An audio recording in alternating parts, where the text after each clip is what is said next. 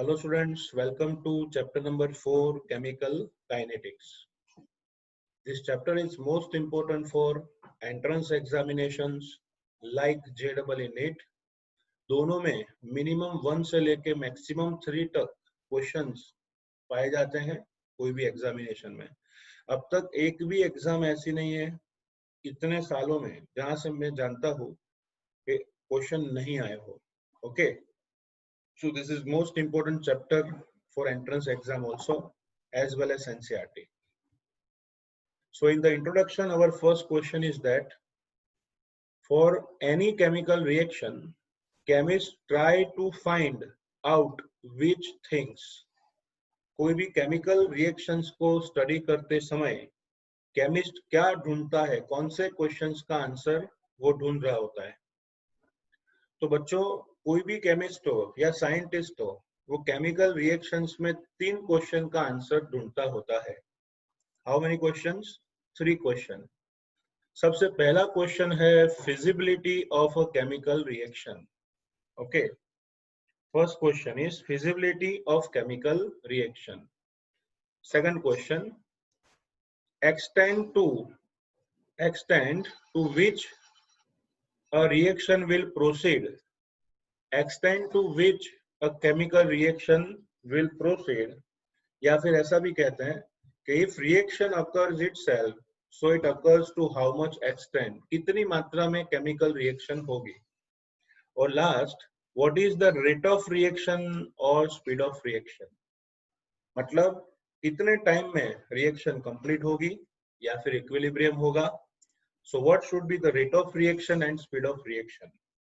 तो कोई भी केमिस्ट इन 3 चीजों का आंसर ढूंढने के लिए ट्राई करता है इन एनी केमिकल प्रोसेस।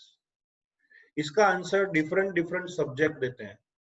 सबसे पहला था the feasibility of a chemical reaction. Chemical reaction की फिजिबिलिटी, उसका आंसर रिमेंबर, हाँ, थर्मोडायनेमिक्स देता है।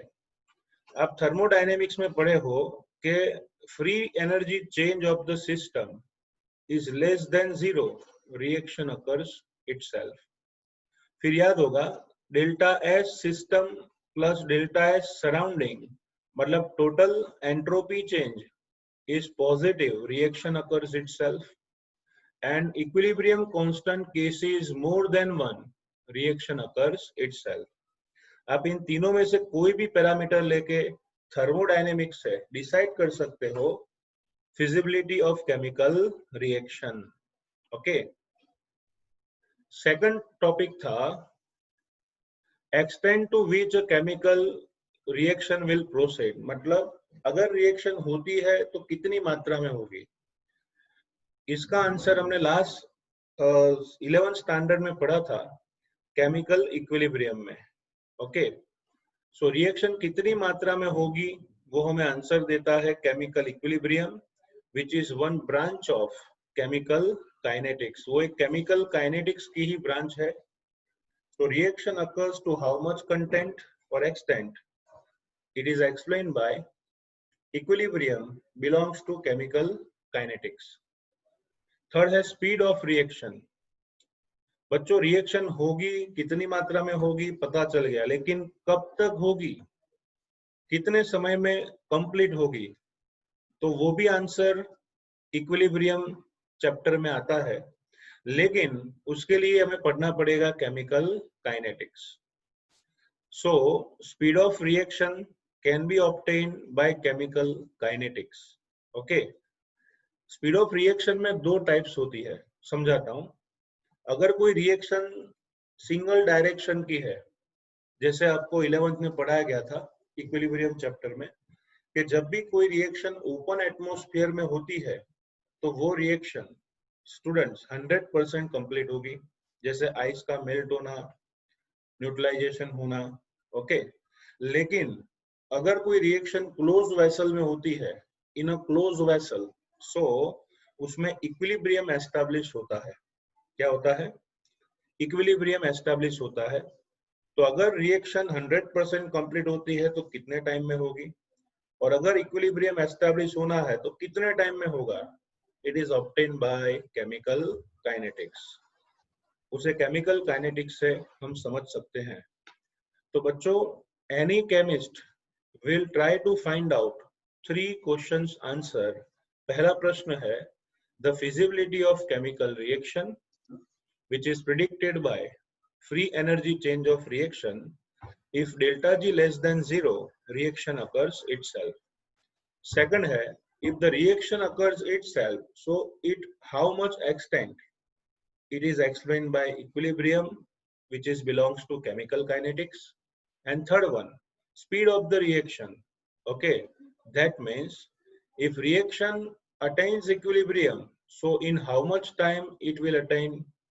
If reaction is undergo 100% completion, so in how much time reaction is completed. Both answers are obtained from chemical kinetics. इसका मतलब ये हुआ कि किसी भी साइंटिस्ट को केमिस्ट्री में रिएक्शन स्टडी करनी है, तो जैसे थर्मोडायनेमिक्स इंपॉर्टेंट है, वैसे ही इंपॉर्टेंट हुआ केमिकल काइनेटिक्स। कभी कभार तो साइंटिस्ट ऐसा भी कहते हैं कि for a chemical reaction, chemical kinetics and thermodynamics both are contemporary, मतलब एक दूसरे के बिना चलेगा नहीं। क्योंकि अगर थर्मोडायनेमिक्स सिर्फ पढ़े हो तो पता चलेगा रिएक्शन होगी कि नहीं, लेकिन कब होगी पता नहीं चलेगा। अगर केमिकल काइनेटिक्स पढ़ रहे हो तो पता चलेगा रिएक्शन अगर होगी तो कितने टाइम में होगी, लेकिन वो बता नहीं सकता होगी कि नहीं। और इसलिए if you want to study entire reaction, so you must take both of the parameters, chemical kinetics as well as thermodynamics. Okay, so very simple question number 1. Now let us see question number 2. Second question है what is chemical kinetics? Okay, which information is obtained by chemical kinetics for a reaction and thermodynamics. Thermodynamics और chemical kinetics से कौन सी information मिलती है? सबसे पहले हम chemical kinetics की बात करेंगे क्योंकि उसका चैप्टर है। ओके, केमिकल काइनेटिक्स वर्ड कहां से आया? एक्चुअली काइनेटिक्स जो है, kinetics, it is derived from Greek word kinesis. Biology वालों को ये वर्ड नया नहीं लगेगा, क्योंकि मुझे भी याद है आज से 15 साल पहले मैं पढ़ा था। क्या पढ़ा था मुझे पता है, सेल का डिस्ट्रीब्यूशन करें तो लेप्टोनिमा, जाइगोनिमा, पैकिनिमा, डिप्लोमिना, डाइकाइनेसिस। तो काइनेसिस वर्ड जो है it is coming from Greek.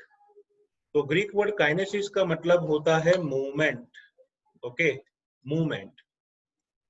Okay, so the word kinetics is derived from the Greek word kinesis, जिसका मतलब होता है मूवमेंट होना, हलचल होना, मोशन होना। ओके, तो ये हुआ उसका मीनिंग। तो केमिकल मूवमेंट उसे कहेंगे केमिकल काइनेटिक्स। डेफिनेशन है the branch of chemistry which deals with the study of reaction rates, and their mechanism is called chemical kinetics. बहुत सिंपल है ना? The branch of chemistry which deals with the study of reactions rate and the mechanism of the reaction is known as chemical kinetics. तो बच्चों, what is the definition? रटिए मेरे साथ। The branch of chemistry in which deal with the study of reaction rates and mechanism of the reaction.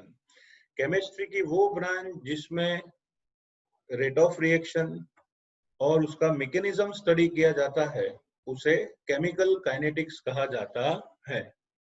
Chemical kinetics हमें 3 चीजों के बारे में introduction देता है। सबसे पहला है रेट ऑफ रिएक्शन, फिर दूसरा है factors affecting on rate of reaction. आप जानते हैं किसी भी रिएक्शन के रेट पर एसीटीपीसी डिपेंड करता है। 11th में पढ़े हो एसीटीपीसी, मतलब different types of factors affecting on rate of reaction. सबसे पहला फैक्टर है area, okay, surface area A. फिर सी फॉर कॉन्सेंट्रेशन, आपको लिख के दिखा दूं बच्चा। फैक्टर्स में आएगा ए सी टी पी सी, इन सभी फैक्टर्स को हम यूज करेंगे। A for area of reagent, C for concentration, T for temperature, P for pressure and C for catalyst. Okay, तो area, concentration, temperature, pressure, catalyst, इन सभी factors पर rate depend करता है। ओके, थर्ड है time to complete reaction. Time to complete reaction, तो बच्चों chemical kinetics आपको बेसिक 3 इंट्रोडक्शन देता है। सबसे पहली, what should be the rate of reaction. Second one, factors affecting on rate of reaction, and third one, time for completion of the reaction or time for establishing equilibrium. So what is chemical kinetics? The branch of chemistry which deals with the study of rates of reaction and their mechanism is known as chemical kinetics. उसे chemical kinetics कहा जाता है। Now information of thermodynamics. Thermodynamics से हमें क्या information मिलती है? तो in thermodynamics it can be determined whether the reaction takes place or not. Reaction spontaneous है कि नहीं वो हमें पता चल सकता है।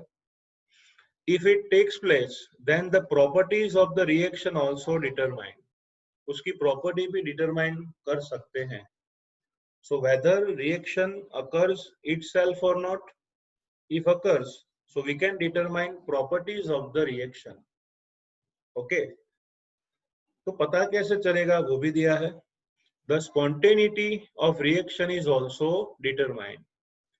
If free energy change, यहाँ पे एंट्री लिखा है, एनर्जी करो। If free energy change of process is negative and total entropy change, मतलब सिस्टम और सराउंडिंग दोनों का टोटल एंट्रोपी चेंज पॉजिटिव है तो रिएक्शन स्पॉन्टेनियस होगी, जिसकी हमने अभी अभी चर्चा की। If delta G system less than 0 and delta S total more than 0, so reaction occurs spontaneously. And finally, the rate of reaction is not determined in thermodynamics.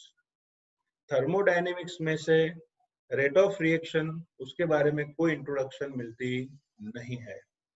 Okay, तो ये बेसिक डिफरेंस हुआ केमिकल काइनेटिक्स एंड थर्मोडायनेमिक्स के बारे में। Okay, so question था what is chemical kinetics, तो क्या होगी definition? The branch of chemistry which deals with the study of rate of reaction and mechanism of it, it is known as chemical kinetics. Okay students, आगे जाते हैं next question की side. हमारा next question है explain the rate of reaction with example. Okay, explain the rate of reaction with example. तो बच्चों सबसे पहले इसमें आंसर लिखना है what is the rate of reaction. Rate of reaction क्या है उसके बारे में लिखना होगा। तो सिंपली सोचें, एकदम सिंपली, तो सीधी सी बात है, कोई भी रिएक्शन का रेट फाइंड करना हो, आपको इतना पता है कि रिएजेंट की कॉन्सेंट्रेशन डिक्रीज होती है तो आएगा minus delta R upon delta T, क्योंकि कॉन्सेंट्रेशन डिक्रीज हुई। Due to decreasement, we are taking negative sign. Okay. Same way, कोई भी रिएक्शन में concentration of product increase होती है तो फॉर्मूला होगा delta P upon delta T। concentration of product क्या होती है? increase. Understood? तो इस पर से डेफिनेशन बना सकते हैं। The change in concentration of reactant and product with unit time is called rate of reaction. क्या होगी? The change in concentration, यहाँ पे change लिखा है, okay, The change in concentration of reactant and product with unit time is called rate of reaction.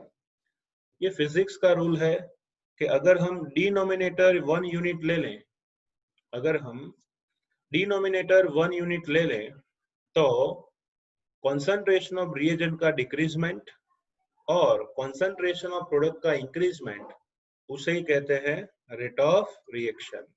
Okay, the change in concentration of reactant and product with unit time is called rate of the reaction. बोलो बच्चों, क्या होगी definition? The change in concentration of reactant and product with unit time is called rate of reaction. Okay, तो हम वही formula यहाँ पे लिखते हैं. Rate is equal to change in concentration of reactant or product upon change in time. Change in concentration of reagent or product upon change in time. यहाँ पे change word इसलिए लिखा है क्योंकि दोनों साथ में लिख रहे हैं, reactant और product. अगर अलग से लिखें तो ऐसा लिख सकते हैं, negative change in concentration of reagent upon change in time is equal to positive change in concentration of product upon change in time is called rate of reaction. Okay, more accurate by the rate of reaction is, वही लिखा है यहाँ पे, the change in concentration of reactant in unit time, change की जगह पे increasement कर दो, sorry decreasement, the change in concentration of reactant in unit time or decrease in concentration of reactant in unit time. बराबर, generally concentration of reactant क्या होता है? Decrease. इसलिए लिख सकते हैं ना, the decrease in concentration of reactant in unit time और increase in concentration of product in unit time is called rate of reaction. तो बच्चों, दोनों टाइप की डेफिनेशन आप लिख सकते हो. सबसे पहली डेफिनेशन कॉमन लिखो जो दी है, the change in concentration of reactant and product with unit time is called rate of the reaction. फिर फॉर्मूला लिख दो. फिर मैंने साइड पे जो फॉर्मूला लिखे हैं उनका यूज करके भी आप दोनों डेफिनेशन बदल सकते हो.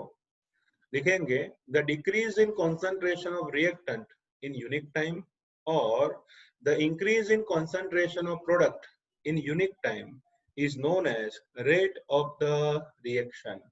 उसे रेट ऑफ द रिएक्शन कहा जाता है. अंडरस्टूड? तो जब भी आपको पूछे explain rate of reaction with example, तो पहले आपको उसका एग्जाम्पल लिखना है. बराबर, क्या लिखना है? एग्जाम्पल. फिर डेफिनेशन दे दो. तो हमने डेफिनेशन देखी, फिर उसके एग्जाम्पल्स देखते हैं. First example is that very fast reaction, second very slow reaction and third moderate reactions. देखो बच्चों, तीन टाइप की रिएक्शंस होती है, very fast reaction, very slow reaction, तीसरी मॉडरेट रिएक्शंस लिखा है, या फिर उसको बोल सकते हैं स्लो रिएक्शन. बराबर. तो सबसे पहला स्टेप, वेरी फास्ट रिएक्शन. बच्चों, certain reaction are very fast to complete instantaneously like ionic reaction. कुछ रिएक्शंस ऐसी होती है जो एकदम इंस्टेंट, तुरंत हो जाती है, तो उसे कहते हैं very fast reaction. So certain reactions are very fast to complete instantaneously like ionic reaction. It is known as very fast reaction. आपके नॉलेज के लिए बता दूं, आप जो न्यूट्रलाइजेशन करते हो लैब में, मतलब NaCl बनाना है ना, यहाँ लिखता हूँ रिएक्शन. अगर HCl एसिड उसकी NaOH बेस के साथ रिएक्शन होगी तो वो बनाएगा NaCl plus water. This is neutralization process. इस प्रोसेस का रिएक्शन टाइम 1 नैनो सेकंड से लेके 1 पिको सेकंड जितना होता है.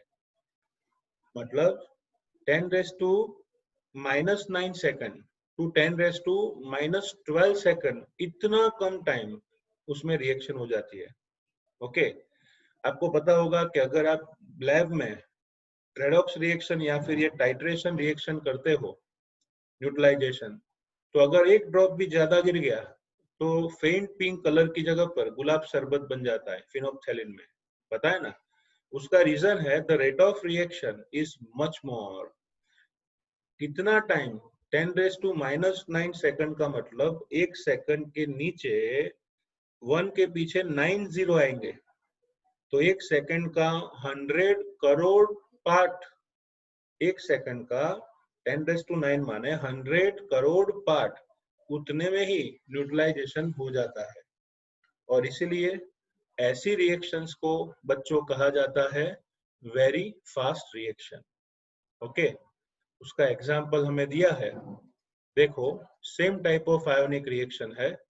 सिल्वर नाइट्रेट को NaCl से ट्रीट करो तो आयन एक्सचेंज होगा, पहले का पॉजिटिव आयन दूसरे के नेगेटिव आयन के साथ जुड़ के सॉल्ट बनाएगा AgCl, और बचा क्या? NaNO3। तो ऐसी रिएक्शंस को कहते हैं very fast reaction. Second example है very slow reaction. Certain reactions take place with very slow rate। Okay, कुछ रिएक्शंस ऐसी होती है जो बहुत स्लो रेट से होती है and require very long time in completion and require very long time in completion. Such reactions are called very slow reaction। कुछ रिएक्शंस ऐसी होती है जो बहुत स्लो रेट से आगे बढ़ती है और उसको कंप्लीट करने के लिए बहुत ज्यादा टाइम लेना पड़ता है, and that's why they are known as very slow reaction. उसका बेस्ट एग्जांपल है आपका घर। आपके घर में अपने नई नई विंडो उसका फ्रेम बनाया है જેને આપણે જાળી કહીએ છીએ, બરાબર? તો નવું બનાવ્યું હોય તો એમાં કોરોઝન સ્ટાર્ટ થઈ જ ગયું હોય, બટ એ કોરોઝન એટલી સ્લો રિએક્શન છે કે તમે રોજ 1 વર્ષ સુધી જોશો તો બી તમને ખ્યાલ નહીં આવે કે રિએક્શન કન્ટિન્યુ છે, પણ 5 વર્ષ પછી 10 વર્ષ પછી જુઓ તો ખબર પડે કે oh my God that is corrosion, वहां पे रस्टिंग हो गया है। ओके, तो corrosion of metal is in presence of air and moisture, it is best example for very slow reaction. Okay, so very slow reaction, उसके वैसे तो बहुत सारे एग्जांपल्स है, लेकिन हाल में याद रखो corrosion is the best example. चलो अभी नॉलेज की ही बात करनी है तो दूसरा भी एक एग्जांपल दे देता हूं, बराबर? दूसरा एग्जांपल है हमारा एटमॉस्फेयर। हमारे एटमॉस्फेयर में 2 गैसेस सबसे ज्यादा मात्रा में होते हैं, कौन कौन से? डाई नाइट्रोजन और डाई ऑक्सीजन, बराबर? ओके, इतनी ज्यादा मात्रा में N2 और O2 है, क्या आपने कभी भी देखा कि इन दोनों गैसेस में रिएक्शन होके नाइट्रिक ऑक्साइड बना हो, ऑरेंज कलर का गैस बना हो, ब्राउन कलर का गैस बना हो? कभी नहीं। क्यों रिएक्शन नहीं होती? क्योंकि वो वेरी स्लो रिएक्शन है। लेकिन जब, याद रखो, जब लाइटनिंग होती है स्काई में, मतलब વીજળી થતી હોય, ત્યારે એમાંથી સર્ટેન અમાઉન્ટ ઓફ એનર્જી લઈને એમાંથી નાઇટ્રિક ઓક્સાઇડ બહુ જ લેસ અમાઉન્ટમાં બનતો હોય છે, which is present in our atmosphere also। तो याद रखो, it is also called very slow reaction। Now third is moderate reaction, जिसको बच्चों स्लो रिएक्शन भी कह सकते हैं, बराबर? ज्यादा फास्ट नहीं और ज्यादा स्लो भी नहीं। मॉडरेट रिएक्शन का एग्जांपल है हाइड्रोलिसिस ऑफ स्टार्च, ओके, जिससे ग्लूकोज मिलता है। इन्वर्जन ऑफ शुगर, जिससे ग्लूकोज फ्रुक्टोज मिलता है। तो ये सब आप चैप्टर नंबर 15 में पढ़ोगे, तो वो है moderate reactions. So according to the rate of reaction, reactions are classified in different 3 types। First is very fast reaction, second is very slow reaction, and third is moderate reactions। Moderate reaction का और एक example लेते हैं, जैसे दूध का बिगड़ना, जिसमें से एक्ट मतलब दही बन जाता है, it is also called moderate type of reaction. Okay, so this is rate of reaction, उसे रेट ऑफ द रिएक्शन कहते हैं। ओके, चलो हमारा नेक्स्ट क्वेश्चन है, एक्सप्लेन एवरेज रेट और reaction for hypothetical R2P। Suppose कीजिए कोई रिएक्शन ऐसी है, रिएक्टेंट गिव्स प्रोडक्ट, उसके लिए एवरेज रेट का फॉर्मूला डिराइव कीजिए। Okay, explain average rate of reaction for hypothetical reactions like R gives P। Okay, तो बच्चों सबसे पहले हमें कंसीडर करना है कि सपोज कोई रिएक्शन हो रही है R2P at definite temperature and pressure. Constant temperature pressure पे फिक्स वॉल्यूम में कोई रिएक्शन हो रही है, R फॉर रिएजेंट और reactant 2P for product, R for reactant 2P for product. Okay, चलो सपोज करते हैं कि T1 टाइम पे कॉन्सेंट्रेशन ऑफ रिएक्टेंट R1 है और T2 टाइम पे कॉन्सेंट्रेशन ऑफ रिएक्टेंट डिक्रीज होके R2 होता है।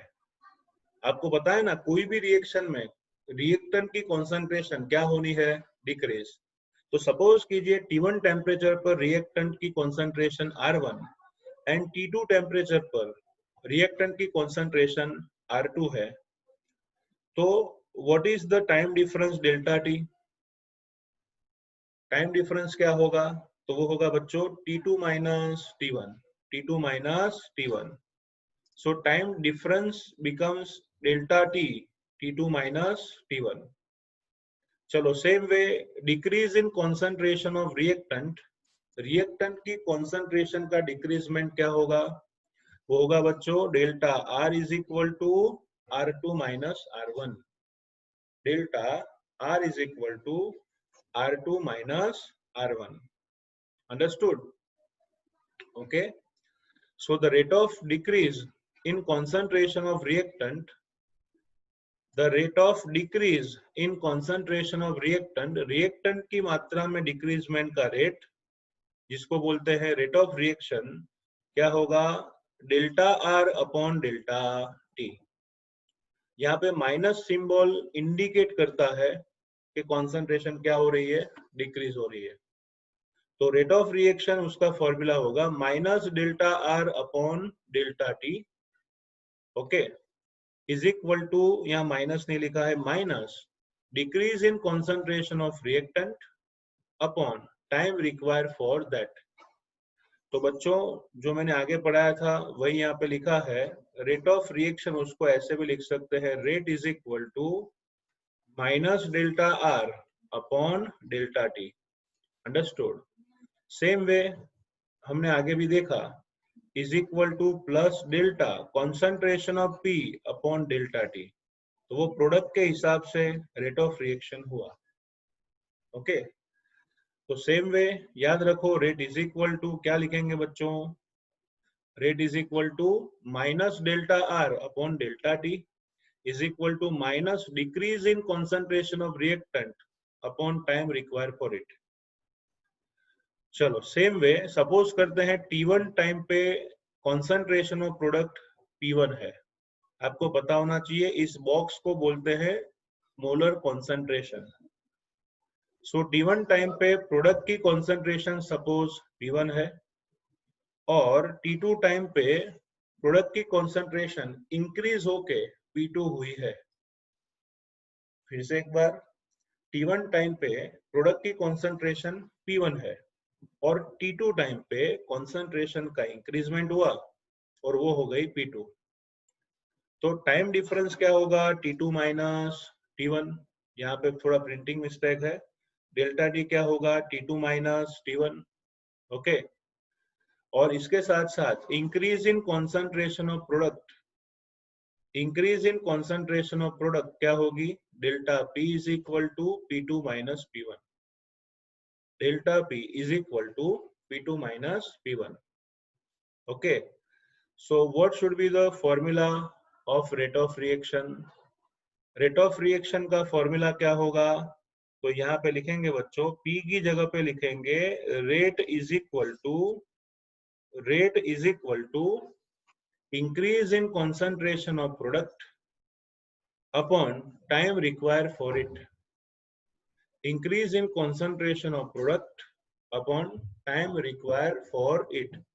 So we can say that plus delta concentration of product upon delta T. क्या होगा? Rate is equal to plus delta concentration of P upon delta T.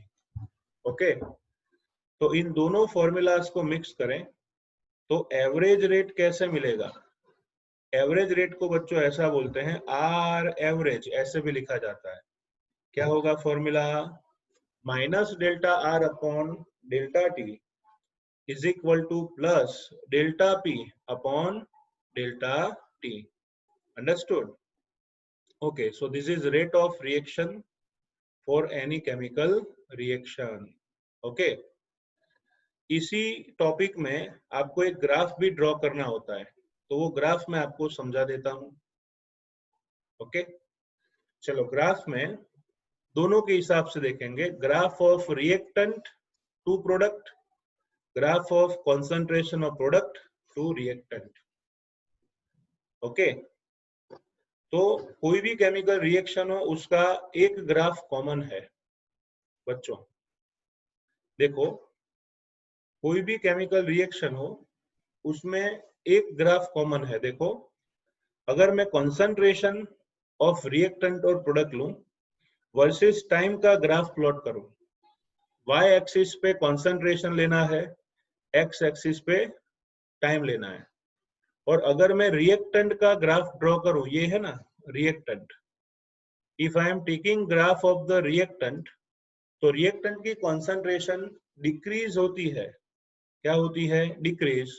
तो उसका graph ऐसे आएगा, you can see decreasement of concentration with respect to time.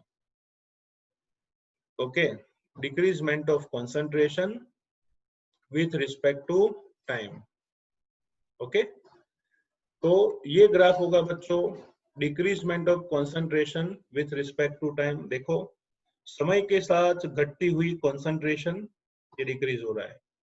Same way अगर मैं product का graph लूं विथ रिस्पेक्ट टू टाइम, क्या होगा? इंक्रीज होगा। तो हमने शुरुआत की जीरो कंसंट्रेशन से, तो प्रोडक्ट बननी समय के साथ शुरू हुई। ओके, तो this is increasement in concentration of product with respect to time. तो रिएजेंट का कोई भी ग्राफ डिक्रीज होगा, प्रोडक्ट का क्या होगा? इंक्रीज। तो ऐसे ग्राफ को बोलते हैं रेट वर्सेस टाइम, या फिर बोलते हैं कंसंट्रेशन वर्सेस टाइम का ग्राफ। तो कोई भी केमिकल रिएक्शन हो उसमें समय के साथ रिएक्टेंट की कंसंट्रेशन डिक्रीज होती है, तो यहाँ रिएक्टेंट का ग्राफ क्या आएगा? डिक्रीजमेंट में। ओके, और प्रोडक्ट की कंसंट्रेशन इंक्रीज होती है तो समय के साथ क्या होगा? इंक्रीजिंग ग्राफ होगा। ओके, तो फिर से एक बार बता दूं, रिएक्टेंट में डिक्रीज, प्रोडक्ट में इंक्रीज। और अगर इन दोनों ग्राफ को सेपरेटली स्टडी करें तो हमें कुछ ऐसा पता चलता है। If we study the graph of rate separately, तो बच्चों देखो लेफ्ट साइड का पहले समझ लेते हैं। Concentration of reactant Y axis पे लेना है और एक्स एक्सिस पे लेंगे टाइम।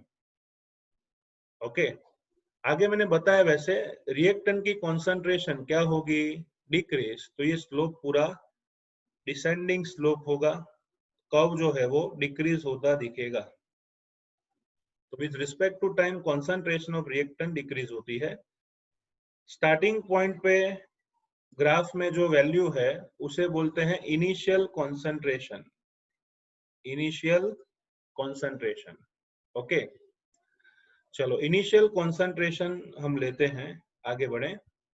सपोज T1 टाइम लेते हैं। If we are taking T1 time,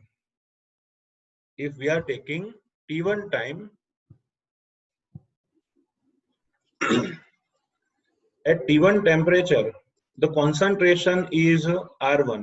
हमने आगे कहा ऐसे T1 टाइम पे, सॉरी टेम्परेचर नहीं, T1 टाइम पे कॉन्सेंट्रेशन उसकी R1 है, इस रेफरेंस पॉइंट पे T1 टाइम पे कॉन्सेंट्रेशन क्या है, R1।